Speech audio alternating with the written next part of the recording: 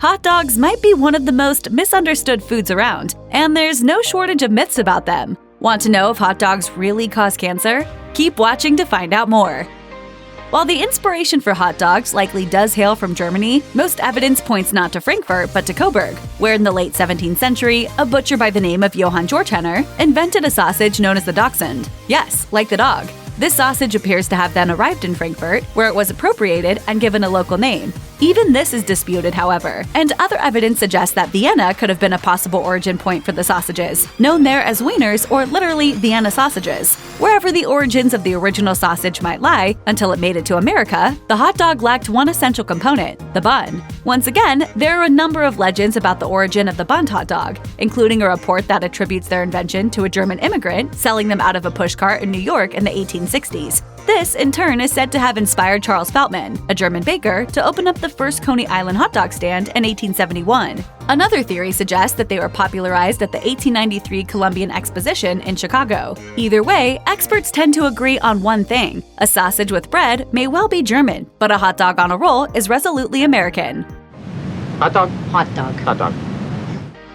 It would be easy to assume that hot dogs, like most sausages, are pork-based, but this isn't necessarily the case. While some hot dogs are indeed made with pork, including those from stalwart favorite Oscar Mayer, those on either end of the quality spectrum are made with anything but. Inexpensive hot dogs are often made from something known as mechanically separated chicken. As its name suggests, this is made by mechanically pulling the meat from a chicken right off the bone. Meat scientist Janelle Yancey tells Best Food Facts, "It's not an unsafe or unwholesome product, it's just a cheaper protein source." The highest quality hot dogs, meanwhile, are often made with beef. This stems in part from the influence of Polish-Jewish immigrant Nathan Handwerker, who in the 1910s made his living working at a Coney Island hot dog stand. He later launched the now-beloved Nathan's Kosher Frank, and since pork isn't kosher, his dogs are made exclusively with beef. Today, high-end brands like Snake River Farms pride themselves on using exclusively American Wagyu beef for a top-quality dog. Many mid-range hot dogs tend to use a mix of both beef and pork, while hot dogs made either with exclusively beef or exclusively pork will say so on the package. When only the word meat is used, it usually refers to a mix of pork and beef, usually 40% of the former and 60% of the latter. Perhaps the most pervasive hot dog-related rumor is that these beloved sausages are made from scraps that no one would otherwise eat. You know, stuff like noses, tails, feet, lips, and tongues. Indeed, according to Best Food Facts, 43% of Americans are afraid to find out what exactly is in a hot dog. But they need not fear, as while hot dogs are indeed a great way to use up scraps that would otherwise be discarded, their ingredients are nothing to turn your snout up at. In her interview with Best Food Facts, Janelle Yancey reveals that, most of the time, hot dogs are made with skeletal meat, basically trimmings from the same roasts, chops, and other cuts you're used to cooking at home. According to her, the rumor that hot dogs are made up of leftovers isn't really true. Yancey explains, the trimmings used to make hot dogs are pieces of the meat that don't make good steaks and roasts because they aren't a certain tenderness, size, shape, or weight. Given their inexpensive price tag and protein-rich nature, hot dogs have long been a popular choice for those looking for a cheap, filling meal. Indeed, when Nathan Handwerker launched his Coney Island hot dog stand in 1915, he was selling what would become the now famous Nathan's Kosher Franks for just 5 cents. Once the Depression rolled around, that's when the business started taking off because you could feed a family of 4 for, under 50 cents.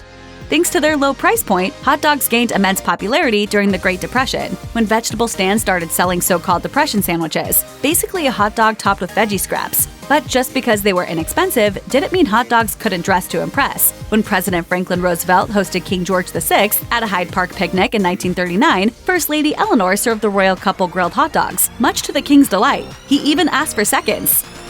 Rumors of hot dogs' health hazards aren't entirely unfounded. They are, after all, a member of the category of processed meats that have been classified by the World Health Organization as Group 1 carcinogens. The classification means that there is strong evidence in favor of their link with certain cancers, such as bowel and stomach cancer.